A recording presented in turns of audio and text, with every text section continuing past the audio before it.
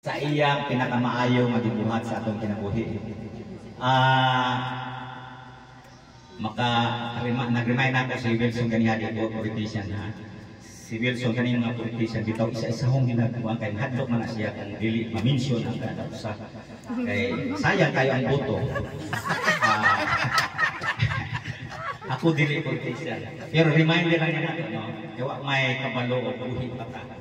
Kaning usa ka politician, ti kamata ka ng mamaladyo na ba? Unya, before siya namatay, before siya namatay, ipakita isa siya dito sa Ginoo nga pabisitaon siya kay kampintahin dato sa bikuan sa tanan sa og ang hatag nga pribilehiyo sa Ginoo nga kinabuhi walay katapusan.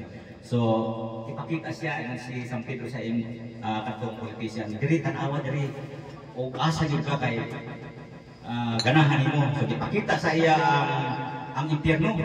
Ako'y naa dito inom, lami kinatahay nito. Daghang kayo mga kahilayan. Tanan nga mga lami nga mga gipakita sa kalibutan. Ipakita ko sa tanas nito. Siya na anak ko'y dako nga desisyon. Ipakita na ko sa Ginoo dito sa tihat na lugar. Suling kayo. Sige lang kanta, magdahig, sige nung unatanan dito. So, ipabalik siya, hindi ko man siya mamatay.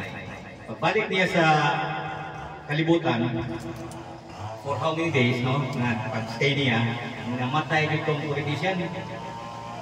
Pagkamatay niya, diretso dahil siya sa dito. Ingon na si San Pedro, pili ka, asa ka yun yung mato? Diri ba sa impyerno o diri sa kuan?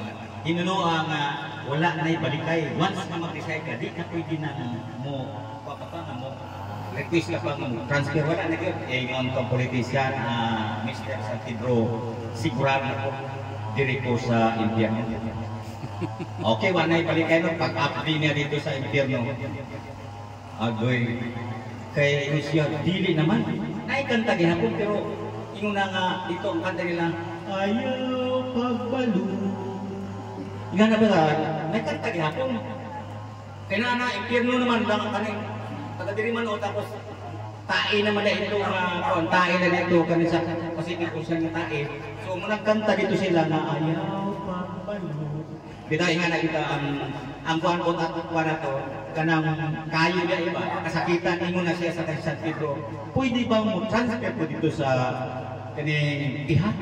Ingon si San Pedro, wala na kansa na mubalik ka kay tagaan ka na panahon na sa pagpili. Ingon siya kung siya, gapon, dili pa ko ipakita ni mo, ngano, karon lahi naman.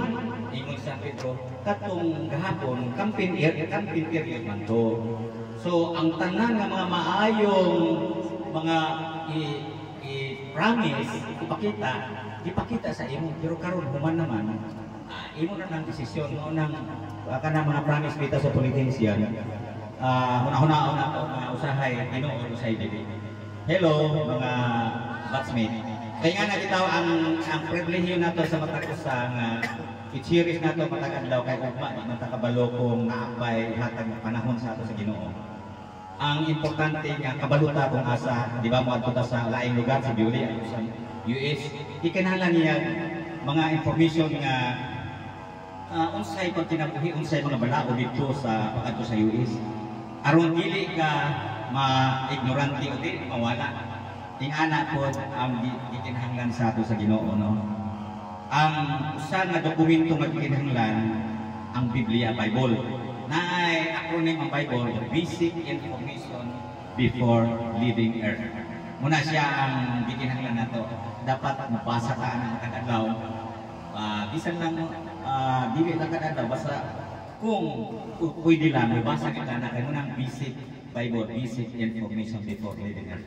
Wala may matagusa nga padayon nga naagyon ding sukta, especially now kita mga hamtong di tiguang mga hamtong na so naanata sa South bitaw sa panahon nga dili na danag-danag kung dili pagsalot na sa kinabuhi kay wala may kuan. While di nakabalo tungod kang kamatayon dili man sa edad diha sa grasya sa Ginoo kung kano sa ang atong time na kuhaon niya. So, reminder lang sa ato tanan, iklaro na to ang atong relasyon sa Ginoo o ipasibol magbasa ka sa Biblia. Reminder sa kita.